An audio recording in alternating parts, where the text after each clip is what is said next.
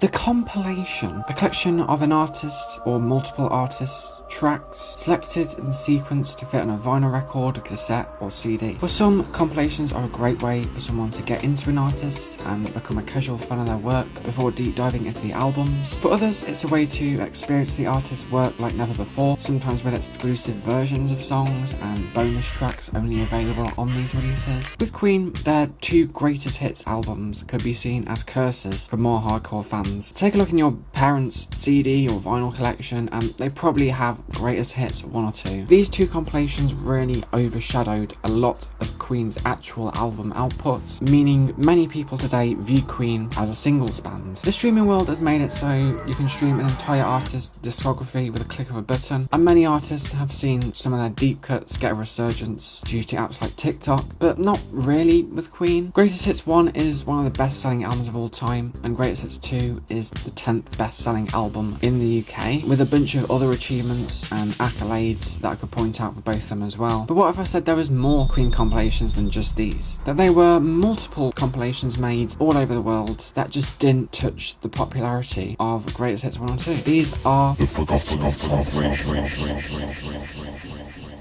In this video, I want to go through all of these compilations and find out why they ultimately failed. I'm also splitting this video into 2 parts: compilations that were released in a certain country and the compilations that were released more widely in multiple countries or worldwide. Queen Best 16, or as it is known in Japan, All of Queen, was the first ever compilation of Queen tracks and was curated by Elektra Japan, exclusively in Japan, in 1976. This was released exclusively on cassette, which started to gain a lot of popularity in the late 70s. This actually got reissued in 1978 with different live pictures of the band on the front cover. The first version of this compilation contains a sheet which has lyrics for all 16 of the tracks, and both versions are extremely hard to find now. The compilation features tracks all the way from the debut to A Night at the Opera, which was pretty new at the time that this came out. The picks from these albums are a little questionable due to, at the time, chart data and fan feedback being pretty hard to find. So instead, the tracks were selected with the Elektra Japan's team's personal preferences in mind. We'll start with the tracks from the debut, which contained Keep Yourself Alive, My Fairy King, Liar, Modern Times Rock and Roll, Son and Daughter, and Seven Seas of Rye... I kind of respect having a track on this compilation with Roger on the main vocals, but if it means tracks like Great King Rat or The Night Comes Down, which was eyed as a single at the time of the album's release, is left out, then it is a bit weird. Also, Seven Seas of Rye...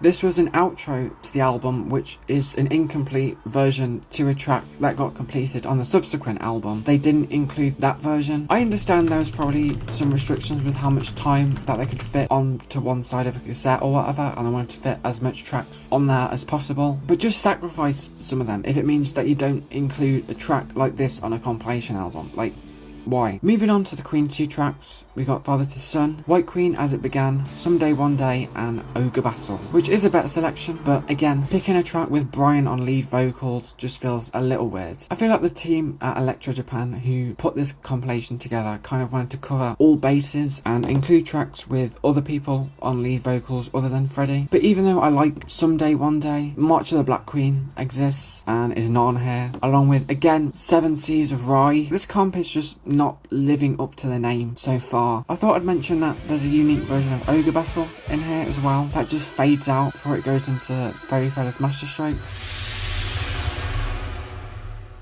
Onto the sheer heart attack picks, we've got Killer Queen, Now I'm Here, Lily of the Valley, and a unique edit of Flick of the Wrist, which just cuts off a bit of the intro. Brighton Rock and Stone Cold Crazy are 2 big omissions here, and the segue between Lily of the Valley and Flick of the Wrist should be an album only thing in my opinion, as I just feel like with a compilation you can just put on a track at random and it still works on its own, but it really doesn't here, so yeah. Finally, we've only got 2 A Night at the Opera tracks, which I guess was done as an incentive to buy the whole album, Love of My Life and Bohemian Rhapsody, which are actually 2 very good picks from the album, even though Love of My Life wasn't a single and You're My Best Friend was. Overall, there's a very odd compilation, but I respect it for being the first, and the picks aren't horrible, so it's alright.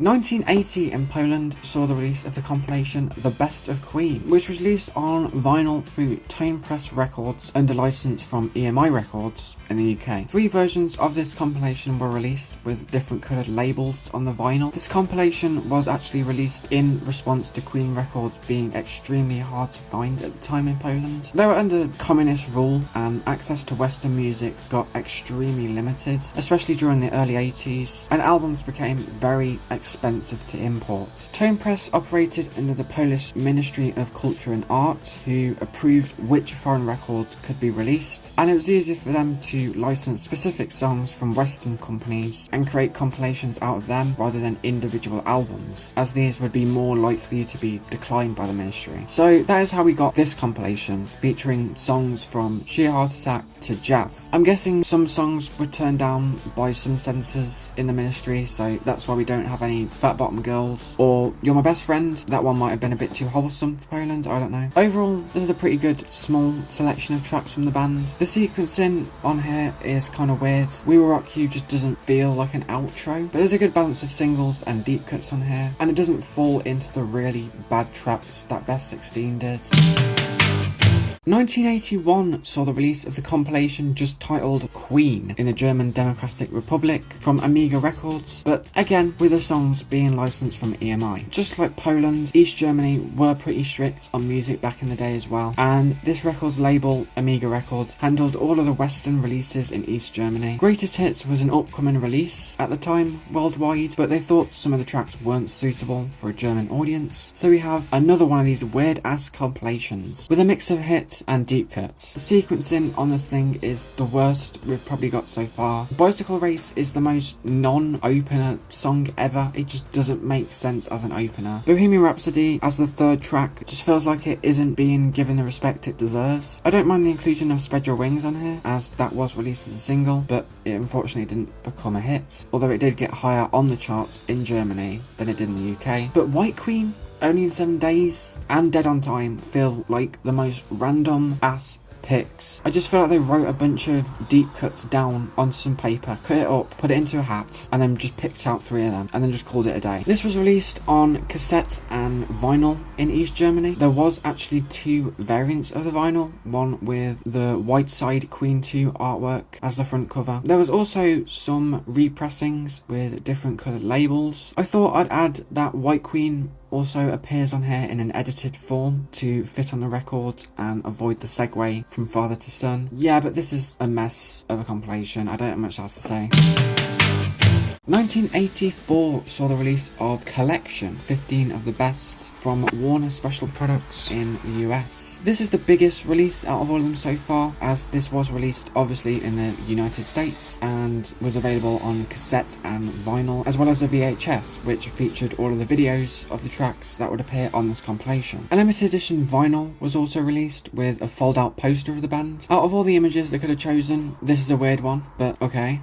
This came out sometime before the works, so that's why there's no tracks from that album on here, even though the cover does feature photos of the band from the works photo shoots. First of all, this is called 15 of the Best, and Body Language is here, so clearly something's gone wrong. They seem to be using tracks that charted decently high in the US and got a lot of radio play, so you get some pretty shocking exclusions like Don't Stop Me Now and Under Pressure. And again, Bohemian Rhapsody just doesn't get the respect it deserves here, being dumped between We Will Rock You and Killer Queen. A lot of the tracks on here are the same that showed up on Greatest Hits, with 2 additions from Hot Space. Like I mentioned, Body Language is on here, and also Calling All Girls is on here, which I think is an underrated Queen track, and I don't mind it on here. And you also got Toe Mother Down from A Day at the Races, which is not a bad addition as well. It's just missing too much, and I don't know why you would listen to this over Greatest Hits. 1985 saw the release of Thank God It's Christmas in Brazil from EMI. This is the first proper compilation release that we actually got from the band's actual label after Greatest Hits. Technically, this is a 12-inch single, and it features the same artwork as the single Thank God It's Christmas that was released the previous year, but this features 13 tracks from all over the place, so yeah, I'm counting it. This was released on vinyl as well as cassette, and every track featured on here doesn't actually feature on the UK version of Greatest Hits, which is the first. I'm guessing this was released released in Brazil due to the massive popularity that the band received in the country that year due to Rock in Rio. The selection of tracks on here is not horrible and would actually complement Greatest Hits pretty well if, you know, Greatest Hits 2 didn't exist. You've got One Vision on here, which was pretty new for the time, and most of the singles from Hot Space and The Works are included on here, excluding Cornwall Girls, It's a Hard Life and Hammer to Fall. You got some deep cuts like Life is Real and Rocket Prime Drive, and you also got live versions of Love of My Life and We Are the Champions from Live Killers. So it's a big mix of everything on here, but mostly a focus on the 1979 to 1984 era of Queen, with the exclusion of Time of the Down, which I guess was included as it was a single that was left off Greatest Hits. It might be another mess, but it's a fun kind of mess. Skipping a few years forward to 1989, we got Love of My Life from South Korea under Hanyang Records. This was just released on vinyl and is yet another compilation with Body Language on it. The other picks on this compilation are pretty decent though. This compilation is titled Love of My Life, so it would make sense for that song to show up on here. Tio Toriate makes sense on here as well, as it is a love letter from Queen to their Japanese and probably Korean speaking fans. The other 10 tracks on here are tracks that featured on Greatest Hits 1 and will feature on Greatest Hits 2. In terms of omissions, Under Pressure, yeah, it's another very messy selection of tracks. I don't have much else to say in terms of this. I just want to see a consistent compilation that actually shows that the people behind it actually put some thought into the sequencing and everything. 1991 saw another release from South Korea, this time from Norei Mal Records. This was part of a collection that the label was doing called Golden, which compiled various artists' material. This was released on CD as well as vinyl, and this is finally an actual good compilation. This compiles material from Queen 2 to News of the World, and it actually has some decent picks. All of the tracks from that era on Greatest Hits appear on here, but you also have some pretty good deep cuts in here. 39 is one of the best Queen tracks with Brian on vocals. Brighton Rock and Death on Two Legs are two of the band's best openers, and then Stone Cold Crazy and Sheer Heart Attack are two hard rockers that work pretty well on this compilation. The sequencing is great as well. We the Champions is a decent opener. From that, going into Killer Queen, going into You're My Best Friend, into Somebody to Love, and so on and so on. It's some pretty good sequencing. This is the best comp so far in my opinion. I think it's a bit weird that they decided to select all these tracks from the 70s as a release from the start of the 1990s, and all of the pictures associated with this release are not from that time period, but well done South Korea. Skipping forward a little bit more to 1997, and we have not one but two compilations released simultaneously by Parlophone in France. This is just topped Golden Queen as the best compilation so far in my opinion. It's obviously split over 2 discs, so there's much more content, and it was released only on CD. It's basically just a rearrangement of the Greatest Hits 1 and 2 tracks, with 2 Made in Heaven tracks added on at the end of both the volumes, Heaven for Everyone and You Don't Fool Me, which is one of my personal favourites from the album. I think the picks for what should go on each volume depended on how long each individual song was, as there is a limited amount of time that can fit on a single compact disc. I don't think the sequencing is as good as Greatest Hits 1 or 2, but every track on each volume is in chronological order on here, which is pretty good. Volume 1 actually got to number 3 in the France album charts as well. These are compilations that I wouldn't actually mind adding to my collection, as I knew chronological sequencing and the 2 Made in Heaven tracks kind of make it an interesting update to Greatest Hits. In the turn of the new millennium, Japan released a new CD-only compilation, Envision, again from Parlophone. Finally, there's actually a clear concept to this one. These are all Queen tracks that were used in commercials that aired in Japan, hence the television artwork on the booklet and inside the release. This didn't entirely work out, as there were some Freddie solo tracks that they wanted to include on here, but there are some rights issues involved with that, so to fill up those missing tracks, they used tracks that featured in movies. Bow Rap was featured in an ad for the Toyota Pronard. Don't Stop Me Now was featured in an ad for another car, the Daihatsu Move. I Was Born to Love You featured in an ad for the Kirin Ichiban Shibori beer. Hopefully I pronounced that right. You're My Best Friend featured in an ad for the telecommunications provider NTT East. Now I'm Here was featured in the movie Space Travelers. We Will Rock You was in an ad for another Kirin drink, this time for the soft drink Met. hits. We Are the Champions was in an ad for the energy drink Lipovitan D. Flash was in an ad for Mitsubishi Electric, and then we got One Vision that featured in the movie Iron Eagle, and then A Kind of Magic and Who Wants to Live Forever, which obviously featured in Highlander. As a compilation, it actually works surprisingly well, and it's like a little time capsule of what tracks were popular in Japan at the time and the power that ads had back in the day.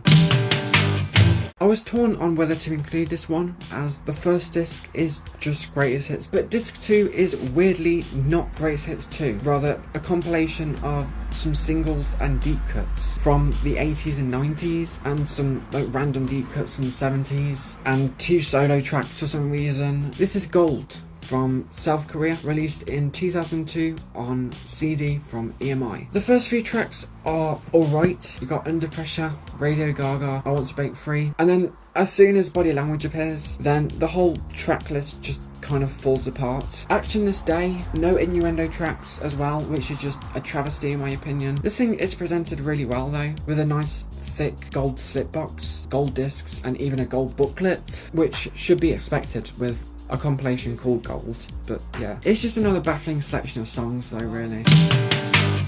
Another CD-only compilation came in the form of Collection from Brazil. This was a release under Som Livre Records and featured 14 tracks, all tracks that featured on Greatest Hits 1 and 2, with the exception of the Live Killers version of Love of My Life. Again, I mentioned this before, but this was a proper defining Queen song in Brazil due to Rock in Rio, and also the single release from Live Killers sold very well over there as well. But it is just another compilation that makes me feel like, why would I listen to this over Greatest Hits 1 or 2? It just feels too tight as a compilation. Some other artists work really well with just a single disc compilation, maybe because their career isn't that long or they didn't have many hits. But Queen were just so big and they were going for so long that having only one disc of material just doesn't cut it, you know? If it had some concept behind it, like Envision, then fine. But this just feels a bit pointless, to be honest.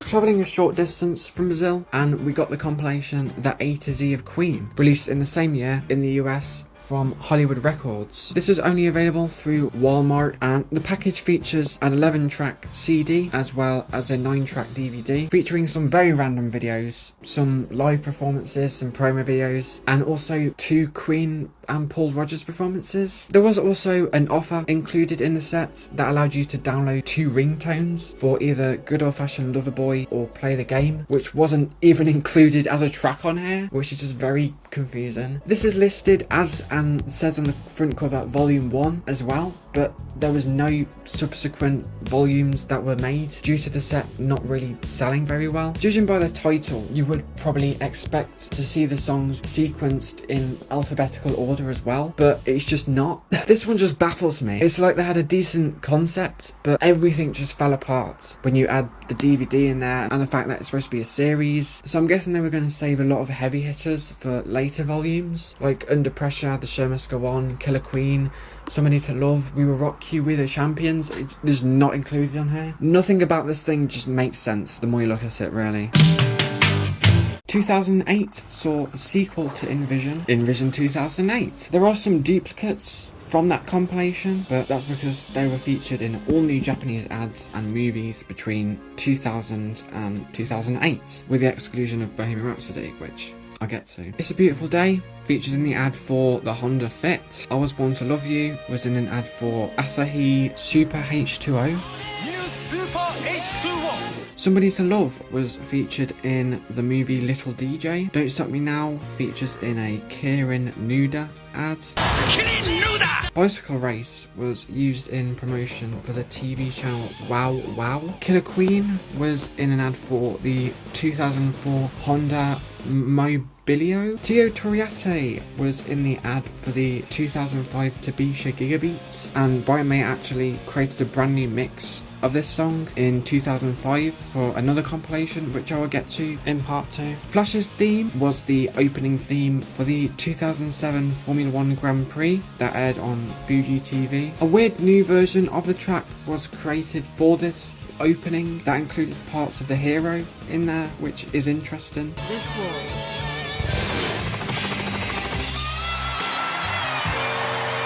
is a bit choppy. Bohemian Rhapsody was in the ad for the 2000 Toyota Pronard, which again was actually the same ad that it was used for in the original InVision compilation, so that is a little bit annoying. We Will Rock You was used in another Tabisha Gigabeat ad, and We Are the Champions was in an ad for the We Will Rock You musical. This was released as a limited edition CD through Parlophone, and they sold out relatively quick. I probably spoke too soon with Collection 1, as we got its sequel, Collection 2, in 2008. Again, from Son Livre. This adds a whole new disc to the series. Tracks from Greatest Hits 1 and 2 are featured on here again, but this also adds some singles that were only released in certain countries. I Was Born to Love You was exclusively released in Japan, and 1 Year of Love was released in France and Spain, and also has singles that were released worldwide but didn't become hits, with Spread Your Wings, Keep Yourself Alive, and These Are the Days of Our Lives. This is an improvement on the first volume, and the track listing flows a lot better, but I'm not gonna lie, a lot of these compilations are just beginning to blend into one with how proper confused they all are. I get that they were trying to create a collection of singles here, but just a year later the singles collection box sets were released, which does everything this compilation does but more, with replicas of the singles and the B-sides included, and also it's a full chronological set, which is great, unlike this. During November 2019, to coincide with Queen and Adam Lambert touring in Japan, nearly 12,000 Japanese fans each voted for their single favourite Queen song from a list of 172 tracks, all the main tracks from the 15 studio albums. These votes were then added up and they're made into a 12-track compilation from UMG. First of all, I don't know why this is titled Greatest Hits in Japan, as these are fan favourites and not hits. And second of all, finally we got a compilation with March of the Black Queen on it. This is the only comp so far that is actually featured on streaming as well, so that's good. This release also saw the return of the vinyl, which is great, although it took over a year to release it from the original release. And the CD version of the release also came with a DVD full of the videos and some live performances, with Tio Toriate from Tokyo in 1982 and the March of the Black Queen from the Odeon performance. The promo videos were unfortunately not remastered or anything, which has been the case for a lot of years, but I can make a whole other video on that situation. The tracks are in order from the most to least voted, but I do think they could have added a few more tracks on there. Tracks that just missed out include Love of My Life, I Was Born to Love You, These Are the Days of Our Lives, Seven Seas of Rye, and Another One Bites the Dust. All the fans that contributed to this compilation were credited as well in the set, and overall you can tell there's just a lot of love put into this thing. Queen really love their Japanese fans, so it's just nice to see a whole compilation dedicated to their favourites. 2024 saw the sequel to Greatest Hits in Japan with Kizuna, which again coincided with Queen and Adam Lambert touring Japan. This was fan curated again, but this time fans had to pick tracks from all of the live albums. Overall, this is a major downgrade from Greatest Hits in Japan. For some reason, none of the Odeon, Rainbow or Budapest material is included, as well as any tracks from Rock Montreal, which is my personal favourite live performance from the band. And also, a compilation of live tracks is just a messy concept in the first place. Set lists are basically compilations of what the artists think is their best work, or the tracks that they think will work best live. So doing this just feels odd, I don't know. This is why a lot of people didn't like Live Killers, as it compiled all these performances from the jazz tour. But that's all I really have to say on that, and that's it for part 1. On the screen now is compilations that I'm going to cover in part 2. If you're wondering why a compilation was left out in this part, it's because I'm going to cover it in the second part, obviously. I was planning for this video to be one whole video, but I felt like splitting up makes more sense, as I can get this part out quicker, and also I've been working on this thing for a long time now. I started writing it over a year ago, and I've just been working on it on and off, and I just wanted to get it out. Hopefully I can get part 2 out in a more timely manner than I did this part. But yeah, hope you enjoyed this video. If you did, please leave a like. If you didn't, please a dislike, and I'll see you in the next video.